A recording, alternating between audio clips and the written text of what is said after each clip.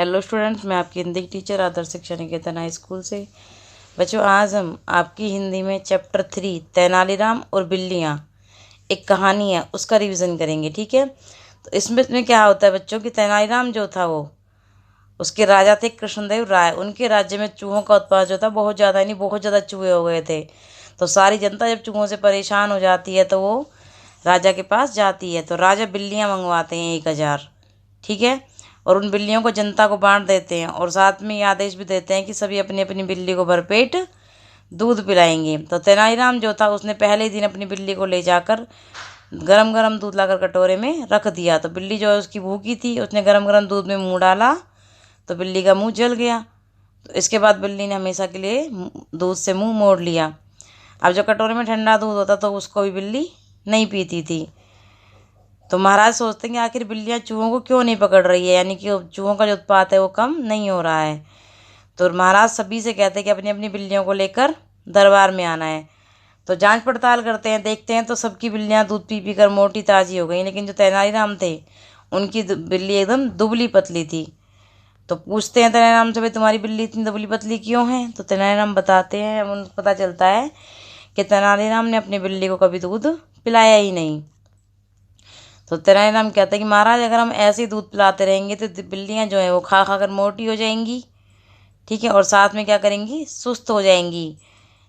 ठीक है, और हमारे जो बच्चे हैं, हमारे जो यहाँ के, हमारे राज्य के, उन्हें भरपेट दूध भी नहीं मिलेगा और वो परेशान हो जाएंगे, और यानी कि उन पर, उनके स्वास्थ्य पर कुप्रभाव पड़ सकता है। तो आपसे मेरा निवेदन है कि बिल्लियों को भरपेट दूध ना दिया जाए, जिससे कि भूखी रहेंगी तभी तो वो भोजन के लिए चूहों को पकड़ेंगी और राज्य के जो बच्चे हैं उनको भरपूर दूध मिलेगा। तो तेनालीराम की बातों को सुनकर राजा जो थे उनकी आंखें खुल जाती हैं और राजा तेनालीराम से कहते हैं कि तुम ठीक कहते हो, ये तो हमारा दुगना नुकसान हो रहा था। तो राजा प्रसन्न हो जाते हैं और तेनालीराम को उसकी बिल्ली वापस करते हुए सोने की 100 मुद्राएं देते हैं। ठीक है, तो बच्चों, हमें इस कहानी से शिक्षा मिलती है कि हमें कोई भी काम सोच विचार करके, यानी कोई भी कार्य, कोई भी निर्णय हमें जो लेना है तो वो हमें कैसे लेना चाहिए, सोच विचार करके कोई निर्णय लेना चाहिए। ठीक है, ज्ञान कोश में आपका तेनालीराम जैसे कई विद्वान भारत में हुए हैं, उन जैसे एक और हंसोड़ हाजिर जवाब का नाम था गोपाल खान भांड।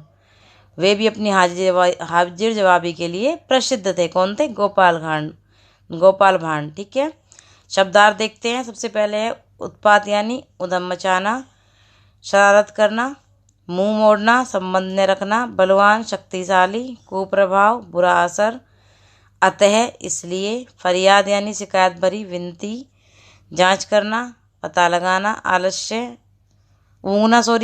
में पड़े रहना, निवेदन, प्रार्थना, पुरस्कार, इनाम। ठीक है, क्वेश्चन आंसर देखते हैं। प्रजा ने राजा से क्या फरियाद की? तो जो प्रजा थी उसने राजा से क्या फरियाद की थी? तो प्रजा ने राजा से चूहों से परेशान होकर बिल्लियाँ मंगवाने की फरियाद की। राज्य में बिल्लियाँ क्यों मंगवाई गई थी? क्यों मंगवाई गई थी राज्य में बिल्लियाँ? चूहों को मारने के लिए। ठीक है, तेनालीराम ने बिल्ली के साथ क्या किया? तेनालीराम ने बिल्ली को गरम गरम दूध पिला दिया। तेनालीराम ने राजा को से क्या प्रार्थना की? तेनालीराम ने राजा से प्रार्थना की थी कि बिल्लियों को भरपेट दूध ना दिया जाए। हमें कोई भी निर्णय किस प्रकार करना चाहिए, कैसे करना चाहिए, अभी पढ़ा हमने। हमें कोई भी निर्णय सोच समझ कर करना चाहिए। ठीक है, इसके बाद आपका बुक एक्सरसाइज देखते हैं। सही सब चुनकर रिक्त स्थान भरिए। समस्त प्रजा चूहों के कारण क्या हो गई थी? परेशान। सभी बिल्लियां राज्य के खालिस्तान में बांट दी गई। किसमें? जनता में। बिल्ली ने तुरंत गरम खालिस्तान में मुंह डाल दिया। गरम क्या था बिल्ली के लिए? दूध। केवल तेनालीराम की खालिस्तान ही दुबली पतली और कमजोर पाई गई। कौन पाई गई? बिल्ली। एक दो शब्दों में उत्तर दीजिए। तेनालीराम किस राजा के राज्य में रहता था? किस राजा के राज्य में रहता था? राजा कृष्णदेव राय के। ठीक है, राजा ने कुल कितनी बिल्लियां मंगवाई? 1000। तेनालीराम ने कटोरे में पहली बार कैसा दूध डाला? गरम गरम। अंत में राजा ने तेनालीराम की क्या वापस की? उसकी बिल्ली। क्वेश्चन नंबर 4, संक्षिप्त उत्तर दीजिए। बिल्लियां बांटने के बाद क्या आदेश दिया गया? सभी अपनी अपनी बिल्लियों को भरपेट दूध पिलाएंगे, यही आदेश दिया था राजा ने। तेनालीराम की बिल्ली भूखी क्यों रही थी? क्योंकि तेनालीराम के गरम गरम दूध देने के कारण बिल्ली का मुंह जल गया था, इसलिए तो तेनालीराम की बिल्ली भूखी रही, यानी वो ठंडा दूध होता तब भी ये सोचती कि यह दूध गर्म है और मेरा मुंह जल जाएगा। किन की बिल्लियाँ मोटी हो गई थी और क्यों? किन किन की बिल्लियाँ मोटी हो गई? तेनालीराम को छोड़कर सभी की बिल्लियाँ मोटी हो गई थी। क्यों? दूध पी पी कर। बिल्ली को दूध न देने का तेनालीराम ने क्या कारण बताया? बिल्लियाँ दूध पीकर मोटी व सुस्त हो गई हैं और चूहे भी नहीं पकड़ती, वे ऊँघती रहती हैं। बिल्ली के दूध न देने का तेनालीराम ने यही कारण बताया था। ठीक है, सही उत्तर के सामने सही का निशान लगाइए। राज्य में क्या बढ़ गए थे? चूहे, कुत्ते, सांप। क्या बढ़ गए थे? चूहे। गर्म दूध से बिल्ली का क्या जल गया था? नाक, पाँव, मुंह। क्या जल गया था? मुंह। राजा ने तेनालीराम को कितनी मुद्राएं इनाम में दी? 50, 60, 100। कितनी मुद्राएं इनाम में दी थी? 100। नेक्स्ट आपका भाषा ज्ञान से है, उचित विशेषण लिखिए। तो उचित विशेषण मैंने आपको विशेषण में कराया था क्या होता है। जैसे तेनालीराम क्या क्या होता है?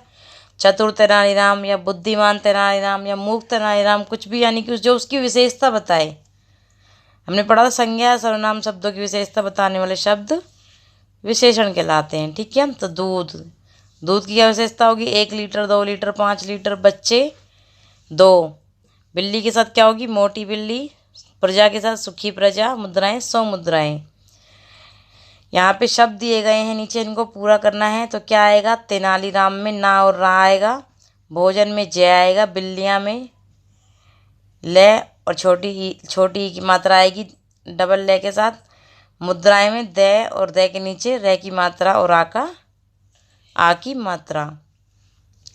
नीचे दिए गए वाक्यांशों के लिए एक एक शब्द लिखिए जिसमें बल कम हो। क्या होगा वो? दुर्बल। गांव में रहने वाला, ग्रामीण। जो कभी न मरे, अमर। और राज करने वाला, राजा। आया समझ में? अब आप सभी को, ये जिन्होंने नहीं किया है अपनी कॉपी में, उन्हें अपनी कॉपी में करना है। चैप्टर में बार बार यही बात बोल रही हूँ कि जो अब कराया जा रहा है वो अगर आपने नहीं किया है तो आपको अपनी कॉपी में करना है और लर्न भी करना है। और जिन बच्चों ने कर लिया है उन्हें दोबारा नहीं करना है, उन्हें सिर्फ लर्न करना है। ठीक है, ओके बच्चों, आज के लिए इतना ही। थैंक यू बच्चों।